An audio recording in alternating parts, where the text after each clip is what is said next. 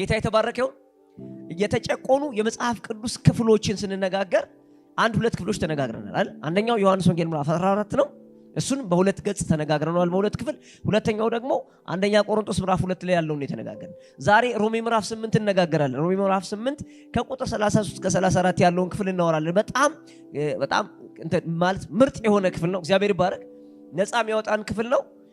እንደገና ደግሞ አፍራሽ ክፍልም ነው። ምክንያቱም የሚያፈርሰው ሰዎች በተጣመመ መንገድ የተቀበሉትን ነው። ሲመጣ ቃሉ የመጣ በግልጽና በነፃነት ስለመጣ ለማነጽ ነው የመጣ። አሜን። ነገር ግን ሰዎች ያለ አግባብ ለራሳቸው ፍላጎት ሲባል ከዚህ በፊት እንደተነጋገርነው ሰው በሃይማኖት ሐሳብ ሲጠመድና ሲያዝ የልቡን ፍላጎት መልቀቅ ሳይፈልግ ሲቀር መንፈስ ቅዱስ እየተናገረ እንኳን ልቡን አደንድኖ መሄድ ሲፈልግ ያው የሚያንጸው ነገር አለ። ግን ያ የታነጸ ነገር ግን መፍረሱ አይቀርም። ክብር ለጌታ ይሁን። እስኪ ይፈርሳል በሉ ደጋሙ። ይሄን ሐሳብ ከዚህ በፊት አንስተነው እናውቃለን። ኃይላት አንስቼው አውቃለሁ። ነገር ግን ዛሬ የምናየው ጠለቅ ብለን ነው። አሜን። በጣም ማለት ጠለቅም ብለንም ሲባል በእርግጥ በጣም ዲቴል በጣም እንዲ ዲፕ በሚሄድበት ልክ አልገባም። ግን ከዚህ በፊት ካየነው ትንሽ ገባ ብለን እናያለን። አሜን። አረ አሜን። ዮሐንስ ወንጌል ምዕራፍ 8 ሁላችሁም አውጡልኝ። ዮሐንስ ወንጌል ምዕራፍ 8 ከቁጥር 31 ጀምሮ ነው ማነበው። በጣም እንዲብራራልን ማለት ነው። እንግዲህ ስለዚህ ነገር ምን እንላለን? ምንም አንልም። አሜን።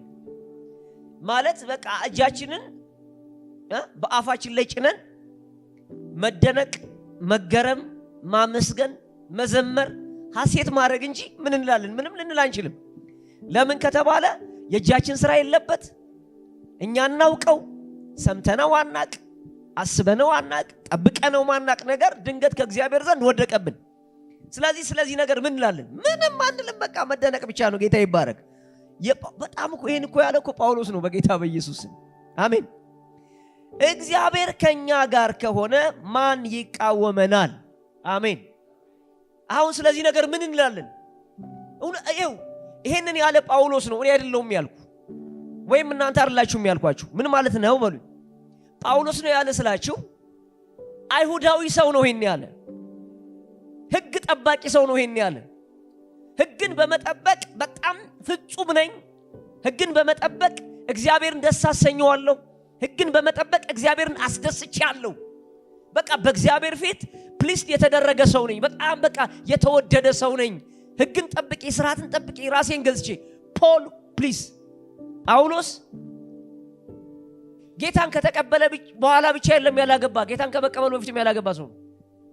አያችሁ፣ በጣም ሞር የነበረው ጥረቱ በእግዚአብሔር ዓለም ውስጥ የእግዚአብሔርን ነገር ፈጽሞ እግዚአብሔር ያዘዘው በሱሳቤ ፈጽሞ እግዚአብሔርን አስደስቶ የእግዚአብሔር ደስታ መሆን የዘላለም እቅዱ የነበረ ሰው እንዲህ ተጋ የነበረ ሰው መጥቶ እንዲህ አለ፣ እግዚአብሔር ከኛ ጋር ከሆነ አለ። እግዚአብሔር ከማን ጋር? ማን ይቃወመናል? ወይ በኢየሱስ ስም። እና ይሄን ነገር ደግሞ ምን እንላለን አለ። ኦልሬዲ በእግዚአብሔር ፊት ተቀባይነት ካገኘን ማንም ሊቃወመን ካልቻለ በኢየሱስ ስም ማንም ሊቃወመን ካልቻለ የሚቃወም ምንም ነገር ከሌለ እግዚአብሔር አስቀድሞ ከተቀበለን አሜን። አረ በኢየሱስ አሜን። ይኸውላችሁ ይሄ ዝም ብሎ ለተራ ያማልድ ምናም ለሚባል ነገር ምን ተጠቀምበት ቃል አይደለም። ዝም ብሎ ማለት ለተራ ስላችሁ ብዙ ጊዜ እግዚአብሔርን ዓለም አውርዶ በተራ ሰፈር ስለሚጨምር ለተራ ክርክር ስለሚያገለግል ማለት እንጂ የእግዚአብሔር ቃል ተራ የሚባል ነገር የለውም። ግን ሰዎች የእግዚአብሔርን ዓለም አውርዶ በራሳቸው ልክ ሲሰፍሩት ተራ ክርክር ይሆናል። በጣም ጉንጭ አልፋ ነገር ይሆናል። ይሄ በጣም የጠለቀ ነገር ነው። አሜን። ክብር ለጌታ ይሁን። እንግዲህ ስለዚህ ነገር ምን እንላለን? እግዚአብሔር ከኛ ጋር ከሆነ ማን ይቃወመናል? በቃ ፔሬድ፣ አለቀ ነገሩ። ጳውሎስ እግዚአብሔር ከማን ጋር ከሆነ በእኛ ሳይድ ከወገነ አሜን።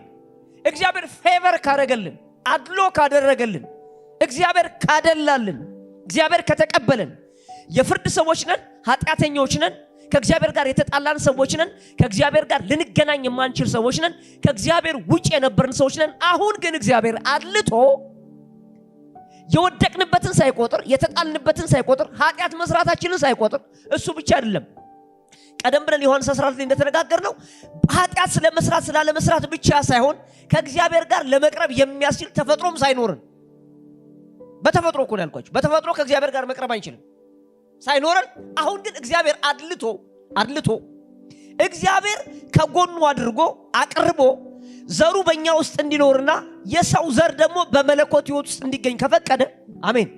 የሰው ዘር በማን? ምክንያቱም ኢየሱስ የሰው ዘር ያለበት ነው። አሜን። ከማን ጋር ያለ? ከእግዚአብሔር ጋር ያለ አብ ወልድ መንፈስ ቅዱስ ብለን ስጠራኮ የሰው ዘር እግዚአብሔር ዓለም ውስጥ አለ። እስቲ እግዚአብሔር ወልድ በል እስኪ። እሱ ማለት ምን ማለት ነው ታውቃለህ? የሰው ዘር በማን ዓለም? በጌታ በኢየሱስም። ሰውነት በማን ዓለም? ፍጥረት የተባለ ስጋ፣ ፍጥረት የተባለ ደም፣ ፍጥረት የተባለ አጥንት በምንም መንገድ በለው በምንም ከበረም በለው የፈለከውን ብትለው ግን ከብሮም ምንም ብሎ ብቻ ሰው መሆን በእግዚአብሔር በመለኮት ዓለም ውስጥ እንዲገባ ተፈቀደ። አሜን። እኔ ጋር ሳይደርስ ኢየሱስ ጋር እናውራ ግድ የለም። አንዳንድ ሰዎች እነሱ ጋር ሊመጣ ሲል ይፈሩታል። ግድ የለም። ሰውነት ግን መለኮት ዓለም ላይ ገብቷል። ሰውነት ማን ጋር? እግዚአብሔር ጋር መለኮት ጋር ገብቷል። አሜን። መለኮት ደግሞ ሰውነት ጋር ታርቆ አብረው መኖር ለኛ በቃ ይሄ እኮ ድንቅ ነው። አሜን። ይሄ ነው እርቅ። አሜን ሃሌሉያ። ታዲያ እንዲህ ከሆነ እግዚአብሔር ፌቨር ካደረገልን ማን ይቃወመናል?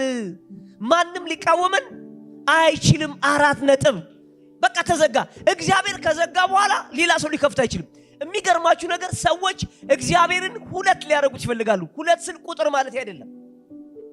ሁለት ስል ከራሱ ጋር የሚጣላ ሁለት አይነት ባህሪ ያለው። አንዳንድ ሰዎች አይታችሁ ሆነ እስስት ናቸው። እሺ ይሉሃል፣ እምቢ ይሉሃል፣ ይሰጡሃል፣ ይከለክሉሃል።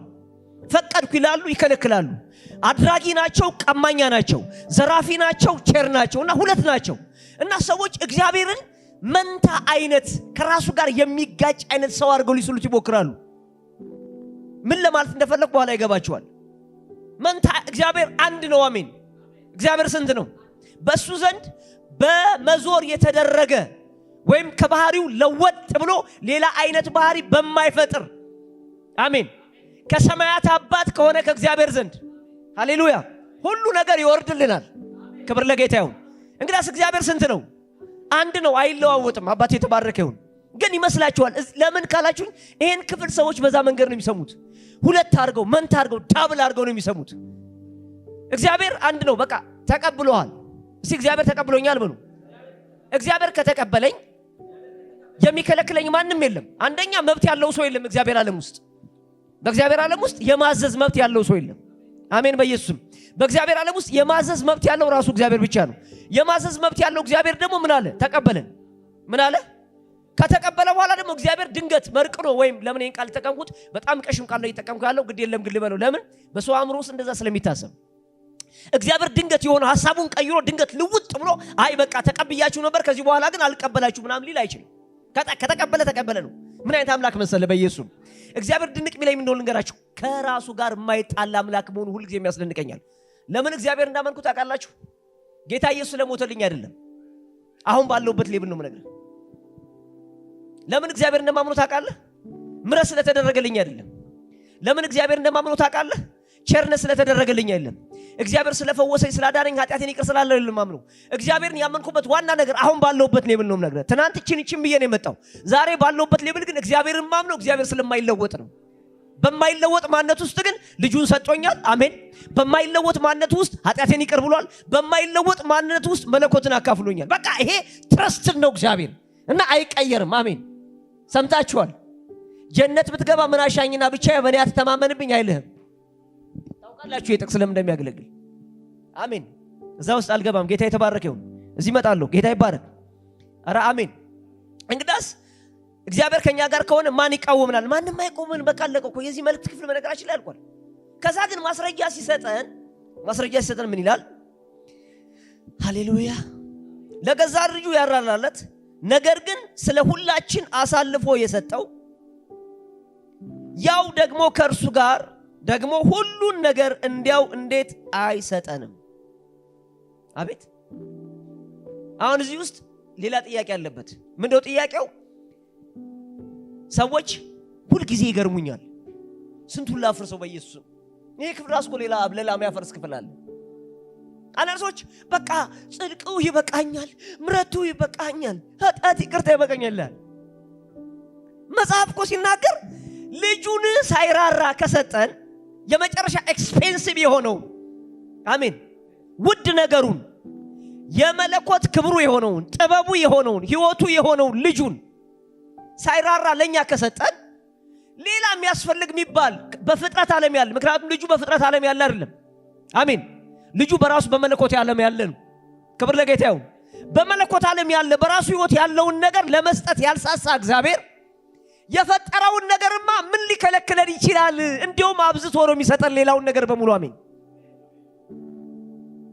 አይገርምም ብዙ ሰዎች በቃ ምሕረቱ ነው እንጂ የደሙ ይቅርታ ያጥቶ ይቅር እዩ ኢየሱስ ፍጹም ስጦታ ነው ምንድነው ምሕረት አግኝተሃል ቸርነት አግኝተሃል ወደ መለኮት ገብተሃል ሌላ ነገር ራሱ እዩ ፍጥረት ራሱ ተጠቅልሎ የተሰጠኝ በክርስቶስ ኢየሱስ ነው እዩ መባረክ ምናምን ደንቃቸዋል አንዳንዶች መባረክ መብላት መጠጣት የሆነ ነገር ማድረግ ምናምን እኮ ተራ ነገር አይደለም ጤንነትን የሰጠ በረከትን የሰጠ ሰላምን የሰጠ ሌክዠሪየስ የሆነው ላይፍ የፈቀደልን እግዚአብሔር በልጁ በክርስቶስ በኩል ነው አሜን እንዲያው ነው የሚሰጠን አትጨነቁበት አሜን ኢቭን ለነገሩ ሰዎች ደካማ ስለሆን ስስታም ስለሆን አሁንም የእርግማን ማይንድ ሴት ስላለን አንባረክም የሚል የተረገመ አእምሮ ስላለን በረከትን ሁለተኛ ነገር አድርገን ስለምናስበው እንጂ ብሩክ የሆነውን እግዚአብሔርን ሰው ተጠግቶ እርጉም ሊሆን አይችልም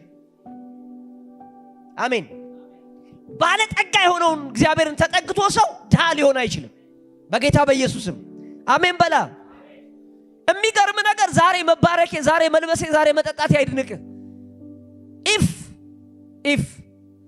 ኢፍ መጽሐፉ እንደሚል ብሞት ኢፍ ነው ያልኩት ብሞት ተመልሼ ልመጣበት የሚችልን ተስፋ ያደረኩትን አካል ሊያለብሰኝ ባለጸጋ የሆነ እግዚአብሔር ነው የምከተለው አይበልጥም ኢፍ ነው ያልኩት ብሞት ምን ሚለኝን ተመልሼ የምኖርበትን አካል የሚያለብሰኝ ባለጸጋ እግዚአብሔር ነው ስለ ልብስ ትገረማለህ እንዴ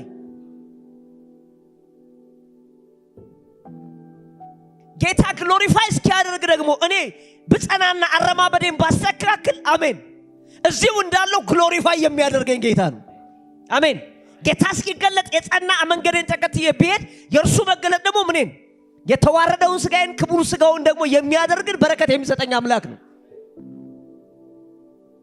እና ምን አለ እዛ ውስጥ አልገባም አሁን እንዴት ሁሉን አብልጦ ሊሰጠን አይቻለውም ይቻለዋል አሜን ዛሬ ላልኳችሁ በአጋጣሚ ስለመጣ ነው እዚሁ ማቸም ማለፍ አልችልም ይቻለዋል ነገር ግን ጌታ የተባረከ ይሁን እንዴት አይሰጠንም ካለ እግዚአብሔር የመረጣቸውን ማን ይከሳቸዋል አሁንም ጥያቄንም ጠይቅ ጳውሎስ ማን ነው ከእግዚአብሔር የሚበልጥ እግዚአብሔር ካቀረበ እግዚአብሔር ፋብር ካረገ እግዚአብሔር ካስጠጋ ማን ይቃወማል ማንንም አይቃወምም እግዚአብሔር ከመረጠ እግዚአብሔር ምን ካለ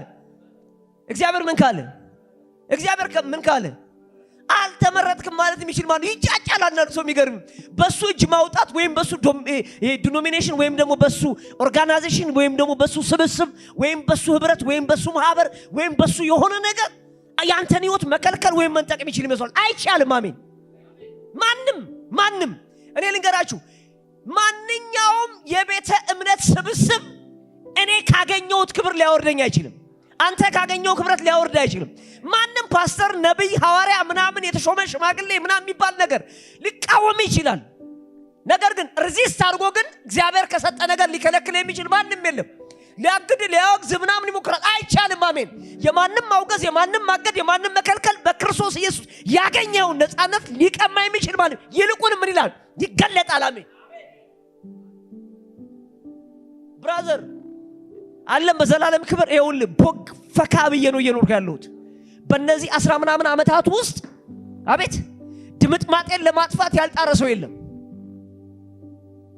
የእምነት ተቋም ነው ምነግርህ አይቻልም እስኪ አይቻልም ብል እያበብ እየፈካው ጥያቄ እየሆንኩ አሜን ማን ከጎኔ ቆሞ ማንም እናንተ ታዘባላችሁ በብር የደገፈኝ በብር ያገዘኝ በገንዘብ የደገፈኝ ሚኒስትሪ የለም ግለሰብ የለም ማለት እናንተ የምታርጉትን አስተዋጽኦ እንደተራርገር ቆጥሮ አይደለም ነገር ግን እኔን ረዳሁት ሊለኝ የሚችል ይሄ ነው የሚባል ጎበዝ ታውቃላችሁ እኮ ምክንያቱም ጅብ በማያቀፍ ሁሌም ተክሳት ተክሳት ጅብ በማያቀፍ ሀገር ሄዶ ቆርበት አንጥፉልኛል ይባላል እዛ አይደለም ምጮህ አሜን። አብሮኝ ፍሎው ካደረገ ህብረተሰብ መካከል ነው የሚጮህ። እኔን ረዳሁት ለዚህ ሚኒስትሪ በቃ እኔ ይሄንን ያህል ዋጋ ከፈልኩ ላይ የሚችል ሰው የለም። ምን ማለት ነው? እኔ ለዚህ ሚኒስትሪ ይሄንን አደረኩለው የሚችለው ነገር የለም። አው የለም። እግዚአብሔር ራሱ ግን ይሄ አገልግሎት የሱ ስለሆነ ይሄ መገለጥ የራሱ ነው። በራሱ መንገድ አሜን። እየተንገዳገድን ሰዎች ጠፉ ሲባል ቦግ ይያልና አሜን። ያውም ደግሞ ሾው ሳናደርግ ማስታወቂያ ሳናበዛ በጌታ በኢየሱስ ዛሬ ፕራውድ ማድረግ ይችላል። ማስታወቂያ ሳናበዛ ግርግር ሳናበዛ ምን ሳንል አሜን። እኛ ጋር የተደረገውን ተአምራት እኮ ማለት እንልቀቀው ቢባል አቤት ስንት ሰው ያስጨዋል። ጌታ የተባረከ ይሁን። አጋንንት ማስወጣት እግዚአብሔር አረጋግጦልን አሜን። ፈውስን እግዚአብሔር አረጋግጦ በጌታ በኢየሱስ ከተለያዩ ካንሰር መፈወስን እግዚአብሔር አረጋግጦልን የሞት ሰው ማስነሳት እግዚአብሔር አረጋግጦልን አባት የተባረከ ይሁን። በጌታ በኢየሱስ ባኖቻችሁ ከፈቱ። ሂሊንግ እኮ ተራ ምግባችን ነው። የዕለት ከዕለት ምግባችን ነው ለኛ አይደለም እንዴ? ፈውስ ተራ የዕለት ከዕለት ምን ማለት እንደ ተራ ነገር ቁርሳችን እንደምንበላው አራታችን እንደምንበላው ነው። አልጮህንበትም አላጫጫውንም። እንዲህ ሳናደርግ ግን እግዚአብሔር ምን ብሎናል? ሳናስጮህ ሰው ያልተደረገውን ያስጮሃል። ያልተደረገውን ሳናስጮህ እግዚአብሔር ይዞን ሙቭ ያደረገው እግዚአብሔር ያጸደቃቸውን ማንም ስለማይኮንናቸው ነው። አሁን እንኳን በሚነካ ልክ ነው ምነግርህ ይሄን ያልኩት። ምሳሌ ያነሳው በሚነካ ገና የሚመጣውን ክብርማ ሃሌሉያ ገና የሚመጣ የሚገለጠው ነው። ልብስ አላልኩም፣ ቤት አላልኩም፣ ተቋም አላልኩም፣ ትልልቅ ቸርች አላልኩም። እሱ አይደለም ያልኩት ክብር። እሱ ክብር አይደለም አሜን። ክብር የሚባለው የጌታ የኢየሱስ ክርስቶስን አይነት ክብር ስትለብስ ነው። እሱም ደግሞ አይቀርም ስለተጻፈ። ዋና የሚያጓጓን ትኩር ብለን የምናየው ነገር ግን በክርስቶስ ኢየሱስ የተደረገልን ነገር በእኛ ህይወት እንዲገለጥ ነው አሜን ሃሌሉያ። እንግዲያስ ማንም ምን አይለንም አይቃወመንም። ደግሞ ማንም ሊቃወመን አይችልም። ጌታ የተባረከ ይሁን። እስኪ እሪ በል እስኪ ሃሌሉያ አሜን። እግዚአብሔር የጠራቸውን ማን ይከሳቸዋል? ማንም ይከሰን አቤት ማንም። በነገራችን ላይ ስለ መክሰስ ስላለ መክሰስ በጣም ጠለቅ ብዬ በገባ ደስ ይለኛል። ሰይጣን ያንዱ የሰይጣን ትርጉም ከሳሽ ማለት ነው። ምንድን ትረስት ሚ እመኑኝ ከሳሽ አለ የሚላችሁ አላልኩም። አረ ዛሬ በጌታ በኢየሱስ ከሳሽ አለ የሚላችሁ አላልኩም። ከሳሽ አለ የሚላችሁ አላልኩም። እደግማለሁ። ለምን አይደለም ከሳሽ አለ ይቅርና ክስ አለ የሚላችሁ ሰው ከሰይጣን ነው። ድድገምላችሁ ከሳሽ አለ የሚላችሁ ሰው አለ የሚያልኩት ከሳሽ አይደለም። ከሳሽ አለ ማለት ብቻ አይደለም። ክስ የሚባል ራሱ አለ የሚላችሁ ሰው ከሰይጣን ነው።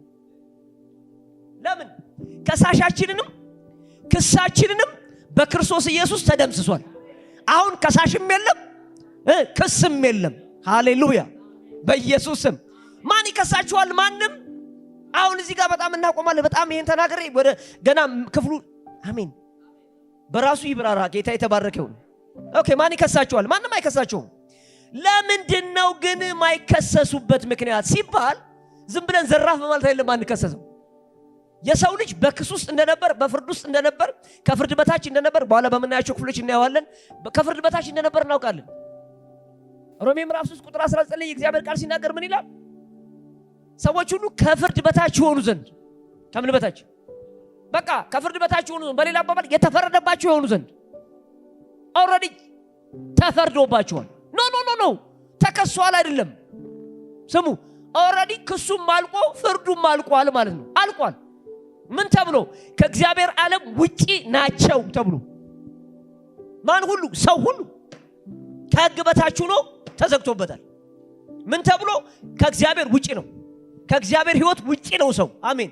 አንዳንድ ሰዎች በጣም ጥርጥር ሲሉ በጣም ይገርመኛል። ይኸውላችሁ ለምሳሌ ይሄን ቃል መጠቀሙ በቃ የሆነ ማለት ሰው ሁሉ ዝም ብሎ ስላዩት የሚለኩት መለካት ይፈልጋሉ። የኛ የመለኪያ እኮ ቱምቢያችን የእግዚአብሔር ቃል ነው። ማንም በክርስቶስ ካልሆነ እደግማለሁ፣ ማንም በክርስቶስ ካልሆነ ወደ ፍርድ አይመጣም። ይሰማል? ማንም በክርስቶስ ከሆነ አላልኩም። ማንም በክርስቶስ ያልሆነ ሰው ወደ ፍርድ አይመጣም። በደም ስሙኝ። ማንም በክርስቶስ ያልሆነ ሰው ወደ ፍርድ አይመጣም። ማንም በክርስቶስ የሆነ ሰው ኦልሬዲ ተፈርዶበታል፣ ተዘግቷል። ምን ብሎበታል? አይኖቻችሁ ከፈቱ። አሁን ወደ ፍርድ ለመምጣት የክርክር ሂደት ያስፈልጋል እኮ አይደል?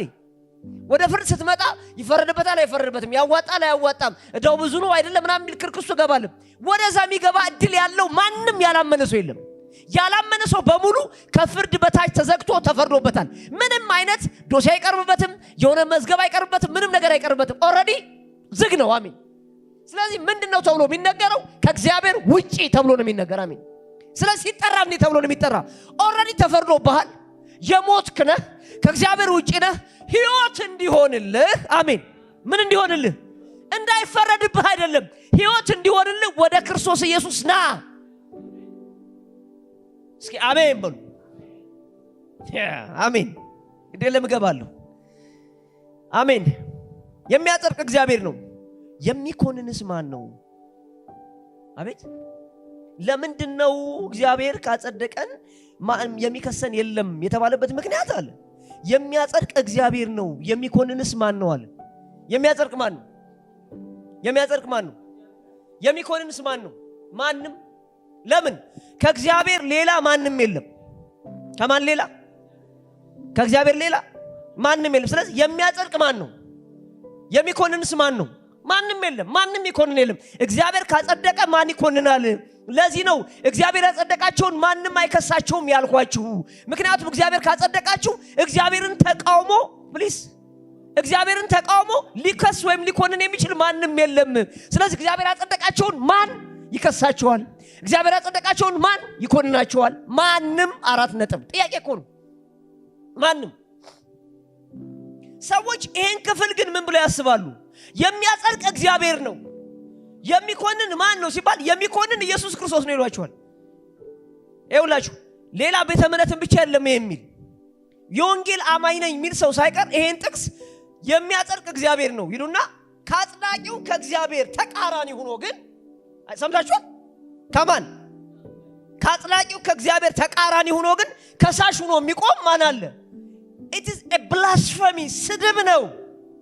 እግዚአብሔርን ማዋረድ ነው። ከእግዚአብሔር ሐሳብ ጋር ሪዚስት የሚያደርግ ሐሳብ አናርሱ ዙሮ ተራ ክርክር ስለሚመስለው ሊለፋደድ ይሞክራል። ይሄ እኮ የሚያጸድቅ እግዚአብሔር ነው። እግዚአብሔር ያጸድቃል ብለህ ከእግዚአብሔር የማጽደቅ ተቃራኒ ክርስቶስ ይከሳል ካልክ ክርስቶስና እግዚአብሔር ምን ይላሉ ማለት ይጣረሳሉ እያልከኝ ነው። ይሄ ደግሞ ስድብ ነው። ምንድነው? ስድብ ነው። እግዚአብሔርን መቃወም ነው።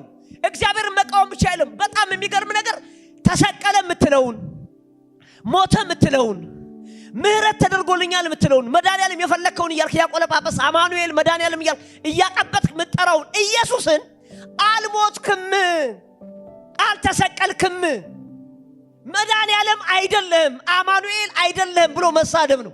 ምን ማለት? የሚያጸድቅ እግዚአብሔር ነው ብሎ የሚኮንን ኢየሱስ ክርስቶስ ነው ካልክ ስለዚህ መድኃኒዓለም ይቀራል። አቤት። መስቀልን ማክበር ይቀራል። ጥምቀት ማክበር ይቀራል። ልደት ማክበር ይቀራል። መስቀል ተሸክሞ መንከራተት ይቀራል። ለምን ሲባል እግዚአብሔር የሚያጸድቅ ነው። የሚከስ ኢየሱስ ከሆነ የሚፈርድ ኢየሱስ ከሆነ ይሰማል። የሚፈርድ ኢየሱስ ከሆነ ኦልሬዲ የኢየሱስን የማዳን ስራ በካልች ካልከው ከዛ በኋላ ምኑን ነው የምታመልከው? ምኑን ነው የምታከብርለት? ምኑን ነው ስሙ የምትጠራው? በጌታ በኢየሱስም አይኔ ይበራል በል እስኪ። ነገር ግን ሐሳቡ ግን ምንድነው የሚል ከተባለ የሚያጸድቅ እግዚአብሔር ነው። የሚኮንን ማን ነው? ማንም አይኮንንም። ለምንድነው ማንም አይኮንን ሲባል እንደ እግዚአብሔር እንዳይኮንን ሌላም እንዳይኮንን አሜን። ማንም እንዳይኮንን አሜን። ማንም ለመኮነን አቅም እንዳይኖሩ፣ ማንም ለመክሰስ አቅም እንዳይኖሩ። ኢያሱ ጠምጣም ጠምጥሞ የክህነቱን ልብስ ለብሶ በቤተ መቅደስ መካከል እያለ ምድራዊ ነገር አይደለም ድርጊቱ፣ ሰማያዊ ረለም ውስጥ ሰይጣን መጥቶ የኢያሱ ጥምጣም ቆሽሿልና ለአገልግሎት ወይም ደግሞ ለክህነት አገልግሎት አይበቃም ብሎ ሲከሰው ሰምታችኋል። ምን ሲለው? የመክሰስ መብት ነበረው። ሄቨንሊ ሪም ነው ብራዘር። እንደኔና እናንተ እዚህ ተሰባስበን ማህበር ላይ ቆሞ ምናምን አይደለም ሰይጣንና እግዚአብሔርን በዛ ክስ ውስጥ አብረው የተቀመጡት። መብት ነበረው። ለምን ሲባል የሚቆምለት ሰው አልነበረም፣ የተሰራለት አልነበር። ኦልሬዲ በፍርድ ስር ያለ ሰው ነው። እንደዛም ሆኖ ግን ኦልሬዲ እግዚአብሔር ምን ስላለው በክርስቶስ ኢየሱስ ያየው ሰው ስለነበር አቤት ሃሌሉያ በቃ ይሄ ከሳት የተነጠቀ ትንታግ ነውና ሌቲት በቃ ተወውና ሂድ። አሜን። በኢየሱስም ዛሬ ግን የሚያጸድቅ እግዚአብሔር ነው። የሚኮንን ማንም የለም። ሰይጣን እንዳመሉ እንኳን መጥቶ አንተን ለመክሰስ ይሄ ጎበዝ ዝም ብሎ ስለ ምልጃ ምናምን ነው ይመስላችሁ። በቃ ማለት ምንድነው ምልጃ የሚለውን ቃል በነገራችን ላይ እናያለን፣ ግን ስላልገባው ነው ቃሏን ስላልተጠቀምኳት ነው። ልመና አለ አይደል? አንድ ሰው ከአንድ ሰው ጋር ለማስታረቅ የሚደረግ ልመና። ይሄ ምድራዊ ቋንቋችን የሰማዩን ዓለም አሰራር ቋንቋ አውርዶ ሊፈጠፍጠው ይሞክራል። ምልጃ እንጠቀመው፣ ልመናም ብለን እንጠቀመው፣ ይቅርታ መጠየቅም ብለን እንጠቀመው ምድራዊ ነገር ላይ በምንጠቀምበት አይነት አይደለም። እዚህ ጋር ነው በቃ ማለት ነጥብ መዘጋት ያለበት። የሚያጸድቅ እግዚአብሔር ነው። የሚኮንን ማን ነው? ማንም። ለምን ሲባል ለምንድን ነው ማንም መኮንን የማይችል ሲባል? ሃሌሉያ። የሚኮንንስ ማን ነው? ጥያቄ ነው። ማንም። ለምን ሲባል የሞተው ይልቁንም ከሙታን የተነሳው በእግዚአብሔር ቀኝ ያለው ደግሞ ስለኛ የሚማልደው ክርስቶስ ኢየሱስ ስለሆነ። አሜን። እንዴት እንደሚጣርስ አንዳንድ ሰው ግራ ይገባኛል ማለት ይኸውላችሁ፣ እስኪ የሞተው በሉ፣ ይልቁንም ከሙታን የተነሳው በእግዚአብሔር ቀኝ ያለው ስለኛ የሚማልደው ማን ነው? ኢየሱስ ነው። አሁን የኢየሱስ ተፈጥሮ ኔቸሩ በፍጹም ፈራጅ አይደለም። ኢየሱስ በል እስኪ ምህረት ነው።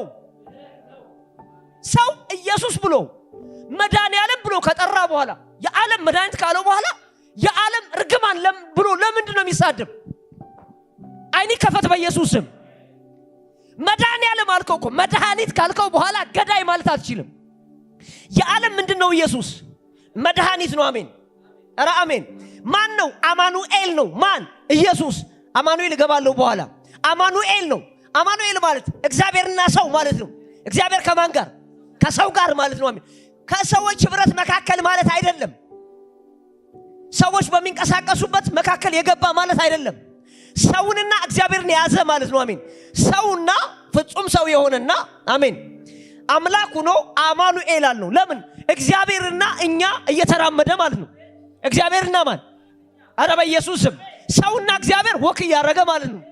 እንዲህ ያልከብረ የጠራውን ኢየሱስ መልሰ መድኃኒዓለም ካለው በኋላ እንዴት ነው አንተ እርግማን የምትለው? መልሰ ከሳሽ ነው የምትለው? ፈራጅ ነው እንዴት እንትጠራጠረዋል? እንዴት ይደበላለቀብሃል? በየቀኑ መድኃኒዓለም ብለህ በጌታ በኢየሱስ አይን ይከፈት፣ በጌታ በኢየሱስ አይን ይከፈት። የሃይማኖት ትርምስ ይሰበራል። ሁሌ ነው የምላችሁ፣ ዘመን ቢያስቆጥር አሜን እግዚአብሔር ለዘላለም ነው። ሁሉን እየሻረ እግዚአብሔር ይቀጥላል። አንዳንድ ጊዜ የሚገርም አንዳንድ ነገር ረጅም ጊዜ ስላስቆጠረ የእግዚአብሔርን ዓለም የሚሰብረው ይመስለዋል። የእግዚአብሔርን ዓለም መስበር አይቻልም። እግዚአብሔር ሰባሪ ነው። አሜን። 10 ዓመት አስቆጥሮ ያስታግሳል። 1000 ዓመት አስቆጥሮ ይታገሳል። 2000 ዓመት ማቆጠር ይታገሳል። ነገር ግን ይሰብራል። ምን ከሆነ? ከእግዚአብሔር ሐሳብ ከምትቃወም ከሆነ በጌታ በኢየሱስም የእግዚአብሔርን ሐሳብ የሚቃወሙ ሁሉ ረግፈዋል፣ ደግሞም ይረግፋሉ። ሃሌሉያ። ስለዚህ የሚያጸድቅ እግዚአብሔር የሚኮንን ማን ነው? ማንም። ለምን? የሞተ ማስረጃ ይሰጠን። የሞተና የተነሳ ነው። ለማን? ለሰው። ምን እንዳይል? ሰው እንዳይፈረድበት የሞተው ይልቁንም ከምን የተነሳው? ከሙታን የተነሳው። ከዛ በማን ቀኝ አለ? ማንን ይዞ ነው? በአብ ቀኝ አለ። እኔን ይዞ። ስለዚህ ይዞኝ የተቀመጠው ሰው በማን? በአብ ቀኝ። እንኳን ልትፈርድብኝ ለፍርድ እንኳን ልታቀርበኝ አትችልም። እኔ በጌታ በኢየሱስ ይኸውላችሁ ለፍርድ ልታቀርብ አይደለም ልትፈርድብኝ። አቤት ለፍርድ ልታቀርበኝ አትችልም። ለምን ካልከኝ ለፍርድ ለመቅረብ አልተጠራውም በኢየሱስም። ምክንያት ከተባለ በክርስቶስ ኢየሱስ ሆኜ ኤፌሶን ምዕራፍ 2 በክርስቶስ ኢየሱስ ሆኜ በሰማያዊ ስፍራ ከአብ ቀኝ ከእርሱ ጋር ተቀምጫለሁ። ስለዚህ ኢየሱስ አሜን ማን እኔንና እናንተን ይዞ አሜን እኔና እናንተን ይዞ በእግዚአብሔር ቀኝ ተሰውሯል። ስለዚህ ዘላለም ምን ይላል? ይማልዳል። ይማልዳል ማለት ይለምናል ማለት አይደለም። እዚህ ጋር ነው ዋናው ፖይንት ያለ። ምን ማለት ነው? ምን ማለት ነው ካላችሁኝ፣ ይማልዳልን ሰው የሚመስለው ሁለት ተቃራኒ የተጣሉ ሰዎች ወይም የተጣሉ አካሎችን የአንደኛውን መበደል አይቶ እባክህን ተበዳዩን ሂዶ እባክን የበደለን ሰው ይቅር በለው ነው በመካከል ገብቶ ለማስታረቅ የሚጥር ሰው ነው የሚመስላቸው ማማለድ። ኢየሱስ እንደዛ አይደለም ያደረገው። አሜን። በዚህ አይነት ኮንቴክስት ኢየሱስ አማላጅ አይደለም። ምን አልኩኝ? በፍጹም የኢየሱስ ምልጃ የተጣላንና የበደለንና የተበደለን ለማስታረቅ የበዳዩን ሐሳብ ይዞ ወደ ተበዳዩ ዘንድ እባክህን ምሕረት አድርግለት ብሎ የጠየቀ አይደለም። የኢየሱስ ምልጃ ራሱን ተበዳዩን የተሸከመ ምልጃ ነው። እደግማለሁ፣ የኢየሱስ ምልጃ ተበዳዩና በዳዩን የተሸከመ ምልጃ ነው። እደግማለሁ፣ የኢየሱስ ምልጃ በዳዩንና ተበዳዩን የተሸከመ ምልጃ ነው። በዳዩን ሰውን የበደለውን እግዚአብሔርን የበደለውን ሰውን ይዞ ፍጹም ሰው ሆኖ አሜን። ምን ሆኖ? የተበደለውን እግዚአብሔርን ይዞ ፍጹም አምላክ ሆኖ አሜን። በአምላክነትና አሜን በሰውነት ቆሞ እንዲህ ይላል። ራሱ እኮ ነው፣ ማንም ሰው ሳይጠራ ራሱን ስታየው አራ በጌታ በኢየሱስ ስም አሜን። አይን ይከፈት። ይሄ ሰው ማን ነው ሲባል ዘመዳችን ወንድማችን ከዳዊት ዘር የአብርሃም ዘር በደምና በስጋ የተወለደ ሰው ነው። አሜን። ይሄ ሰው ማን ነው ስትል ራሱ እግዚአብሔር ነው። አሜን። መለኮት ነው። ስናየው አረ ታርቀን ስናየው ገና ኢየሱስን ያየነው አረ ታርቀን። ማን ታርቆ? ሰውና እግዚአብሔር ታርቆ። ለምን? መለኮት በስጋ ውስጥ አድሮ መለኮትና ስጋ አንዱ ነው ወክ ያረጉ። አረ አሜን። ይኸው ዛሬ እርግጡን ልንገራችሁ፣ ከኢየሱስ በቀር ማንም አማላጅ የለም። ፓስተር በለው፣ ነብይ በለው፣ ሐዋርያ በለው፣ ጻድቃን በለው፣ ቅዱሳን በለው፣ መላእክት በለው፣ ማንም አማላጅ ምክንያት ከተባለ ምልጃ የሚለው የዚህ የእግዚአብሔር ቃል ምልጃ ብሎ የሚጠራው ይሄ ኮንቴክስት አንድን የተበደለን ሰው በበዳዩን ሰው ይዞ መጥቶ የተበደለና የበደለን ሰው ምንም ነገር አቅም ሳይኖረው ለማስታረቅ የሚደረግ ጥረት አይደለም። አሜን። የኢየሱስ ምልጃ ምን አልኩኝ? ምን አልኳችሁ? ሁሉ ጊዜ የሚገርማችሁ ኢየሱስ ተብሎ ሲጠራ እኔ እኮ በጣም ይገርመኛል። ግራ ነው የሚገባው። ለነሱ ግራ ይግባቸው። የኛ ወንጌል እናውቃለን፣ ወንጌል እየሰበክ ነው የሚሉ ሰዎች እኮ ናቸው ግራ የሚገቡ። እስኪ ኢየሱስ በሉ፣ እስኪ የምስራች ነው በሉ። ግራ ጋባችሁ፣ ግራ ይጋባ። ከምሬ እኮ ነው የምነግራችሁ። ግራ ግብት ብሎት ግራ ጋባችሁ። ጌታ ምስክሬን ነው። ግራ ይግባው። የምስራች ነው ብለ ተመልሰ መጣ ይፈርድብሃል ስትል what does that mean? ኢየሱስ ምህረት ነው። ኢየሱስ የምስራች ነው። ኢየሱስ የሰው ህይወት ነው። ኢየሱስ የሰው ይቅርታ ነው። ኢየሱስ ወደ አብ መታረቂያ ነው። ወደ አብ ሁሌ እንደተነጋገርነው ኢየሱስ ወደ ሰማይ መግቢያ አይደለም፣ ገነት መግቢያ አይደለም፣ መንግስተ ሰማይ መግቢያ አይደለም። ኢየሱስ ወደ አብ የምንገባበት ነው። ወደ አብ የገባ ደግሞ ገነት ይገባል፣ መንግስተ ሰማያት ይገባል። ምክንያቱም የእግዚአብሔር ሰፈር እዛ ስለሆነ። አረ አሜን። በኢየሱስ አሜን። አንዳንድ ሰው የሚገርም ነገር ኢየሱስ እንደመታወቂያ ነው ይዞት ሊሄድ የሚፈልግ። እንደመታወቂያና ጌታን ተቀብያለሁ ብሎ መታወቂያ አድርጎ እንደዚህ አይደለም። አሜን። መጀመሪያ በራሱ በክርስቶስ ኢየሱስ መሆንን ማረጋገጥ አለብን። ኢን ክራይስት አሜን። በክርስቶስ ነኝ በልስኪ። በክርስቶስ ነኝ ማለት ከሩቅ ቡድሂዝምን አምናለሁ ሂንዱይዝምን አምናለሁ እንደሚባለው ኢየሱስን አምናለሁ ብለ አይደለም። ምክንያቱም ቡድሂዝምን የሚያምኑ ሰዎች ቡድሃና የቡድሂዝምን እምነት አምናለሁ እያለ ቡድሃ ጋር ህብረት እንዳለው ያወራል። አቤት። እኛ ኢየሱስን አምናለሁ ማለት ከኢየሱስ ጋር ህብረት አለኝ ማለት ነው። በክርስቶስ ነኝ ማለት አሜን። በማን ነኝ? በክርስቶስ ነኝ ማለት በክርስቶስ ውስጥ ተሰውር ያለው ማለት ነው። ክርስቶስ በእኔ ተሰውሯል ማለት እንጂ ከውጪ እሱ ሆኖ እኔ ከውጪ ሆነን በርቀት ሃይ እየተባባልን ማለት አይደለም። ጌታ የተባረከ ይሁን። አሜን። ኧረ አሜን። ዮሐንስ 14 ላይ በጥቂቱ ስላወራንበት እሱን ደግሜ አልገባም። እዚህ ጋር ግን ኢየሱስ ራሱ ያለ መከሰሳችን አሜን ልዕልና ነው። አሜን። ያለ መከሰሳችን ምን ልዕልናችን፣ የማይጣስ ልዕልናችን ያለ መከሰስ ምን ያለ ማለት። ስለዚህ መልሶ ሊከስ ይቅርና መልሶ ሊፈርድብ ይቅርና የመፈረድ ጥያቄ እንኳን የሚያመጣ ቢኖር አቤት ምን ቢኖር ያለ መከሰስ ሙሉ መብትህ ሙሉ ልዕልና እሱ ነው። በቃ የማይጣስ ልዕልና። እስኪ ያንዳንድ ሰዎች እንዲያሉ የሀገራችን ሉዓላዊነት አይጣስ ምናምን ሲባል ሰምታችሁ ታውቃላችሁ? ልክ ተራ እኮ ነው። ከፈለገ እኮ አንድ ጀግና መጥቶ ይጥሰዋል። አቤት ያገራችን ሉዓላዊነት አይጣስ ምናምን ብለው ሲፎክር ቆይቶ በቃ ህዝቡን አስማርኮ ምናምን ህፃናትን አስገድሎ እርጉዞችን አስቀድዶ ምናምን ቤተ መንግስት ቁጭ ሚል ያገር መሪ ያለው ያገራችን ልዕልና ምናምን ያለው እንደሱ አይደለም። አሜን። የኛ ማንም የማይጠሳው ልዕልና አለን። ይሄ ልዕልናችን ራሱ ኢየሱስ ክርስቶስ ነው። እርሱ መሞቱ መነሳቱና በአብ ቀኝ መሰወሩ ነው። አሜን። ስለዚህ እንዲህ አይነት የሆነ ሊቀ ካህን አለን። እንዲህ አይነት የሆነ አማላጅ አለን። ከሱ ውጪ ማንም አማላጅ የለም። ይኸውላችሁ አንዳንድ ሰዎች እና ሐዋርያት እኮ በእሱ ሆነን እንማልዳለን ይላል ምናምን ይላል። ብዙ ቃሎች አሉ፣ እዛው መግባት አልፈልኩም አሁን ይላል። ምን ማለት ነው ከተባለ ይሄንን አማላጅ ብቸኛ አማላጅ የሆነው ወይም በሰውና በእግዚአብሔር መካከል ሆኖ ሰውና እግዚአብሔርን ያስታረቀው ያንን የማስታረቅ ቃል ይዘን ነው የሚል። የማስታረቁን ቃል ይዘው ነው ምን የሚሉ እባካችሁ ይሄን ቃል ተቀበሉ የሚሉ። እሱ እኮ ይሄን ቃል ተቀበሉ የሚለው የለውም። አሜን። ሰምታችኋል? ይሄንን ተቀበሉ አይልም ኢየሱስ። የሚለው እኔን ራሴን ተቀበሉኝ ነው። ምክንያቱም ዋናው የህይወቱ ክብር ራሱ ኢየሱስ ነው። አሜን። ጳውሎስ ሊማልድ ቢሞክር ማንን ይዞ ነው ሲያማልድ? ጌታ ሆይ አብ ሆይ ይቅር በለው ብሎ አይደለም ያማልድ። አሜን። ምክንያቱም ማማልድ የሚለውን ቃል በእኛ መለመን በሚለው ስለተረጎም ነው ማለት ነው። ጳውሎስ ሲጠይቅ ወይም ሲለምን የሚለምነው እግዚአብሔርን አይደለም የሚለምን እባክህ ይቅር በላቸው ነው። የማንም ሰው ኃጢአት በማንም ሰው ልመና እርቅ ሊደረግለት አይችልም። አሜን። በፍጹም ተስፋ ቁረጥ። ምክንያቱም የኃጢአት ይቅርታ የኢየሱስ ደም ብቻ ነው። የማን ደም? የኃጢአት ይቅርታ የኢየሱስ ደም ብቻ ስለሆነ ማንም ሰው ለምኖ ያንተን ኃጢአት ይቅር ማስባል አይችልም። ሊያስብል የሚችልበት አንድ መንገድ አለው። የኃጢአት ይቅርታ ሰው እንዲያገኝ ፈልገህ የኃጢአት ይቅርታ እንዲያገኝ ፈልገህ እደግማለሁ፣ የኃጢአት ይቅርታ እንዲያገኝ ፈልገህ አንተም ይሁን ማንም ሰው ወደ እግዚአብሔር ለመጠጋት ቢሞክር እግዚአብሔር የሚሰጠው ምላሽ እነዚህ ነው። ልጄን ኢየሱስ ክርስቶስን እንዲቀበል ንገረው። አሜን። ማን እንዲቀበል? ምክንያቱም የኃጢአት ይቅርታ ማን ነው? ኢየሱስ ነው። አባት ይባርክ። ስለዚህ አማላጅ የሚባሉ ካሉ ምን አልኩኝ? አስታራቂ የሚባሉ ካሉ ይለምናሉ የሚባሉ ካሉ የሚለምኑት እግዚአብሔርን አይደለም፣ የሚለምኑት እኛን ነው።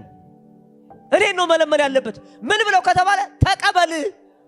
አቤት ጳውሎስ እንዲህ ያደረገ ተቀበሉ ብለን እንለምናለን። ማንን? የኃጢአት ይቅርታ የሆነውን ኢየሱስን። አይኔ ይከፈት። እግዚአብሔርን አይደለም የምትለምን፣ ተቀባዩን ነው የምትለምን። እግዚአብሔር ኦልሬዲ ልጁን ሰጥቷል፣ ደሙን አፍስሶላል። እባክህ ይሄው የማስታረቅ ቃል የሆነው የኢየሱስ ድምፅ አሜን ሪሲቭ ኢት ይላል። ታንኪዩ በል እስኪ። አይኔ በራ በልማ። ወደ ፍርድ አልቀርብም በል እስኪ። ይኸውላችሁ እዚህ ጋር ታዲያ ኢየሱስ ፈራጅ አይደለም እያልከኝ ነው? አራት ነጥብ እነጋገርበት ክፍል ነው። እሱ ነው ዋና። እዚህ ውስጥ ኢየሱስ በጭራሽ ፈራጅ መሆን አይችልም። ምን አልኩኝ? አይችልም። ከራሱ ጋር መጣላት አይችልም። በቃ አሁን አንድ ያልገባን ነገር መለኮት በስጋ ወልድ ብለን ስንጠራ የጠራ ነው የወልድን ተፈጥሮ አለማወቅ ነው ቅዠቱ።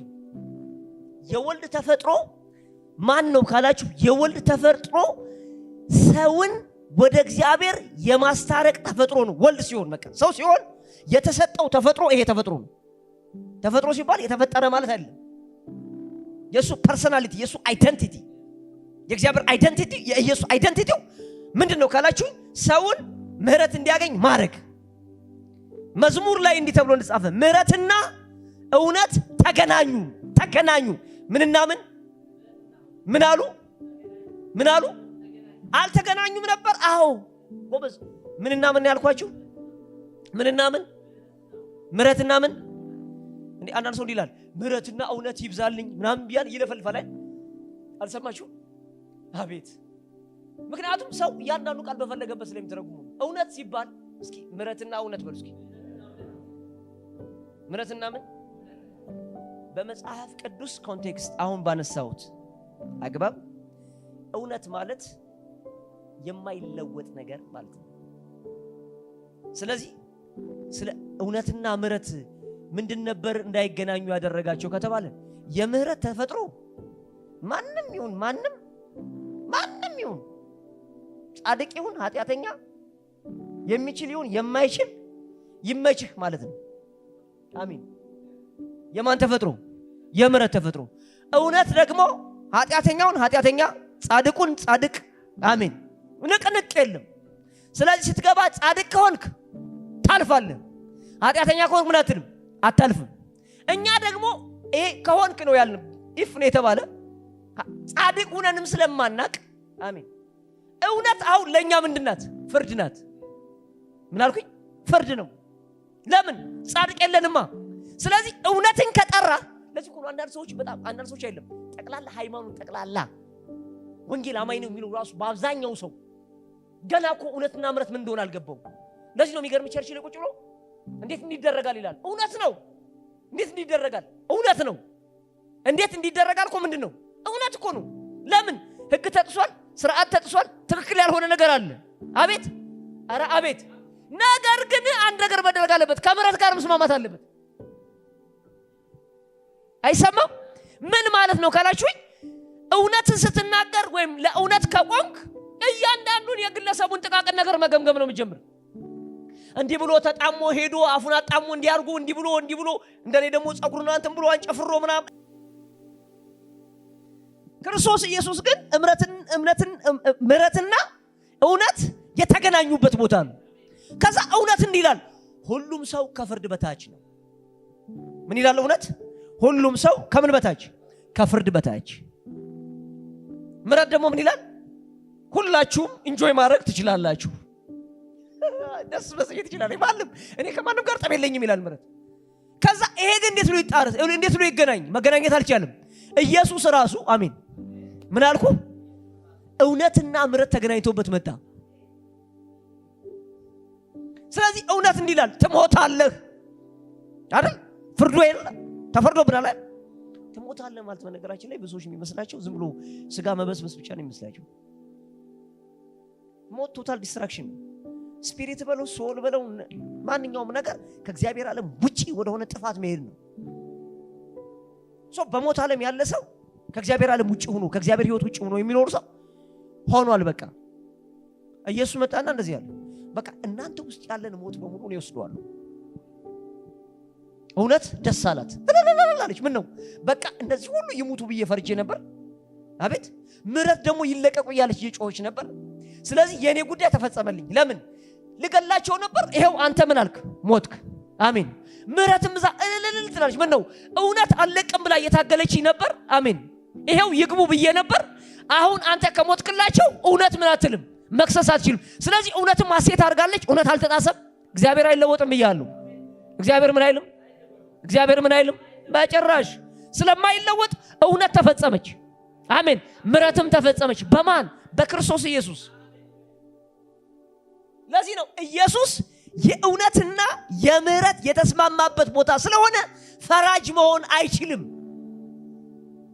ብዙ ቃላት ምን ተጠቀማችሁ አሉ። በክርስቶስ ፍርድ ወንበር ፊት እንቀርባለን ማለት ክርስቶስ ፈራጅ ሆኖ ወንበር ላይ ተቀምጦ ያንተ መዝገብ እየታየ ማለት እኮ አይደለም። በጌታ በኢየሱስም ይኸውላችሁ እንዴት እንዳልሆነ አሳያችኋለሁ። ዘና በሉ በጌታ በኢየሱስም። እግዚአብሔር የቀባይ ሰው ነኝ። ክብር ለጌታ ይሁን፣ ክብር ለጌታ ይሁን፣ ክብር ለጌታ ይሁን። ሃሌሉያ። በጌታ በኢየሱስም ሁሉም ሰው ዮሐንስ ወንጌል ምዕራፍ 9 ቁጥር 39 ያውጣ። ምክንያቱም አንዳንድ የሚጠቀሱ ሐሳቦች እንደሚኖሩ ተስፋ አድርጋለሁና መጀመሪያ ስለ ፍርድ እስኪ እንያቸው። ማለት ኢየሱስ አይፈርድም ብለናል። ኢየሱስ አይፈርድም፣ በቃ መቼም አይፈርድም። አሜን። አትገለባበጡ። ግልብጥብጥ የሚል ሰው አለ እና እሱ ተገለባባጩ ነው። አንዳንድ ሰው አትጨብጡትም። ከኔ ጋር ናችሁ? ደግ ነው ስትሉት ክፉ ነው፣ ክፉ ነው ስትሉት ደግ ነው። እና እንደ ሁኔታው ነው። ዮሐንስ ወንጌል ምዕራፍ 9 ቁጥር 39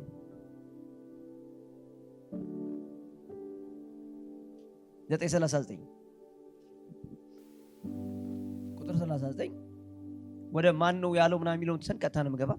ኢየሱስም የማያዩ እንዲያዩ የሚያዩ እንዲታወሩ እኔ ወደዚህ ዓለም ለፍርድ መጣሁ አለ። እና አሁን ካልኩት ጋር አይጣረስም ወይ? አረ ጎበዝ፣ በጣም መርምሩ፣ አይኖቻችሁ ከፈት። የእግዚአብሔር ቃል በሉ እስኪ የነጠረ ነው በሉ። አሜን። ፍሰቱ የማይቋረጥ ነው። ምንድነው ያለ ኢየሱስ እዚህ መጥቶ ከላይ የተደረገለትን ነገር የተናገረ ሰው አለ። ከዛ በኋላ የተባለ ወሬ አለ። እሱን ስላልገባውበት መግባት ስላልፈለኩ ነው፣ ጊዜ የለኝም። በዛች ተንተርሶ ጌታ ኢየሱስ ምን አለ? የሚያዩ ምን እንዲሉ እንዳያዩ እንዲያዩ አይደለም እንዳያዩ የማያዩ ደግሞ እንዲያዩ ወደዚህ ዓለም እኔ ለምን መጥቻለሁ አለ ለፍርድ መጥቻለሁ አባቴ የተባረከ ነው አሁን እኔ ወደዚህ ዓለም የመጣሁበት ምክንያት ወደ ማን ዓለም አይኖቻችሁ ከፈቱ ወደ ማን ዓለም ወደ ሰው ዓለም ስመጣ ወደ ማን ዓለም ወደ ሰው ዓለም ስመጣ ሁለት ነገር ለማድረግ ነው የመጣው ምን ሲባል እናያለን የሚሉ አይናለን የሚሉ በራሳቸው የሚመኩ በህግ የሚመኩ በስርዓት የሚመኩ አይናችን የበራ ነው እግዚአብሔርን አውቀዋል ለሚሉ ሰዎች ምን ሊሆን ነው አለ ጨለማ ሊሆንባቸው ነው የመጣው ወይም ደግሞ እንዳያዩ ነው የመጣው ልጋርዳቸው ነው የመጣው የለም አናይም የራሳችን አቅም የለንም የራሳችን ብርታት የለንም በራሳችን ጽድቅ አንገባም ከመጀመሪያም እግዚአብሔር የሚፈልገው የራሱን የእግዚአብሔር ሕይወት ነውና የእግዚአብሔር ሕይወት እስኪመጣ እንፈልጋለን ያሉ የእግዚአብሔር ሕይወት እስኪመጣ እንጠብቃለን የራሳችን አቅም የለንም ያሉ አናይም አንሰማም የራሳችን ነገር የለንም ላሉ ግን እንዲያዩ ማንን ያን የጠበቁትና የፈለጉትን ነገር እንዲያዩ እኔ ለፍርድ መጥቻለሁ በሌላ አባባል ስቆም ሁለት ነገር ይሆናል አለ እግዚአብሔርን የሚፈልግ ጽድቅ ከእግዚአብሔር ዘንድ ምሕረት ከእግዚአብሔር ዘንድ እንደሆነ ለሚፈልግ ሰው ሕይወት ሲሆን እግዚአብሔር ለማይፈልግ ሰው ግን ሞት ሆኗል ማለት ነው አሁን የሚያደርገው ኢየሱስ አይደለም አሜን ማን አይደለም የሚያደርገው ኢየሱስ የራሱ ተፈጥሮ እንጂ የራሱ ማንነት የተገለጠው ማንነት እንጂ ኢየሱስ መጥቶ አንተ አትገባም አንተ ትገባለህ እያለ አይበይንም ኢየሱስን እናየዋለን ግዴለም በአንድ ቃል ተንተርሰን አንሄድም በነገራችን የሚጣረሱ የሚመስሉ የእግዚአብሔር ቃሎች አሉ በጣም የሚገርማችሁ ነገር ስለዚህ የሚያዩ እንዲያዩ የሚያዩ እንዲታወሩ እኔ ወደዚህ ዓለም ለፍርድ ምን አልኩ መጣሁ ሃሌሉያ አቤት ልቀጥል ጥያቄ ሊሆንባችሁ የሚችል ሌላ ክፍል አሳያችኋለሁ ዮሐንስ ወንጌል ምዕራፍ 5 ቁጥር 22 ነው በጣም ፈጠን እያላችሁ ዮሐንስ ወንጌል ምዕራፍ 5 ቁጥር 22 ምን ይላል ኧረ በኢየሱስ ሰዎች ሁሉ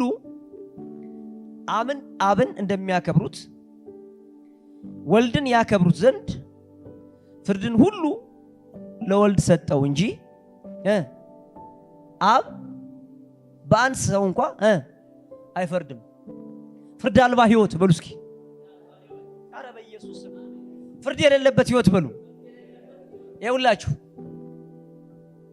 ሰዎች አብን እንደሚያከብሩት ወልድን ያከብሩት ዘንድ አብ already አሜን አብ ፍርድን ለማን ሰጥቷል ለወልድ ሰጥቷል አሜን ለማን ሰጥቷል ምንን እንጂ አብ ምን አይልም አይፈርድም አሁን አይኔ ከፈታል በሉ ድገሙ በኢየሱስም የእግዚአብሔር ቃል ሲናገር እንደዚህ ይላል በልጁ የሚያምን የዘላለም ሕይወት አለው ስሙ ወይ ተጠንቀቁ በማን የሚያምን በአብ የሚያምን የዘላለም ሕይወት አለው ብለ ብትገባ እግዚአብሔር እንዲላል አላውቀህም ነው የሚልህ ስሙ አሁን ማንቻች ከፈቱ የሰው የዘላለም ሕይወት አብ አይደለም የሰው የዘላለም ሕይወት ኢየሱስ ነው ነገር ግን ይሄ የኢየሱስ ሕይወት ግን ከአብ የወጣ የተቀዳ ሕይወት ነው ምክንያቱም አንደኛ ዮሐንስ መልእክት ላይ ሲናገር በልጁ የነበረ ሕይወት በአብ የነበረ ነው ይለናል አይደል እንዴ ስሙ አሁን እግዚአብሔር እየተባለ ይጠራ ነበር ምን እየተባለ እግዚአብሔር መድኃኒት እግዚአብሔር አዳኝ እግዚአብሔር ሰላም እግዚአብሔር ጽድቅ እስራኤል ድኔ ነበር እግዚአብሔር ሻሎም ጆሆቫ ጃራ ጆሆቫ ፕሮቫይደር ጆሆቫ ምናምን እየተባለ ነበር የሚጠራ አሁን ስሙኝ ሰምታችሁኛል አሁን ግን አይባልም ያለ አሁን የሚባለው ነገር ማን ነው የወልድ ጉዳይ ነው ፍርድን ለማን ሰጥቶታል ለወልድ ሰጥቶ ምንም ነገር በሰው ጉዳይ የሚሆን ነገር የሚሆነው በማን ነው በወልድ ነው ስለዚህ ይሄ ማለት ወልድ ቁጭ ብሎ ትገባለህ አትገባም እያለ ጃጅ ያረጋል ማለት ነው አይደለም ራሱ ወልድ ሲገለጥ ምን ሲል የሰው ፍርድ ምክንያት ሆኗል ምን አልኳችሁ እስቲ ቆይ አንድ ነገር እንዲገባችሁ ሌላ ጥቅስ ላሳያችሁ ዝም ብለን እንዳንፋጠጥ ዮሐንስ ወንጌል ምዕራፍ 12 ነው አውጡልኝ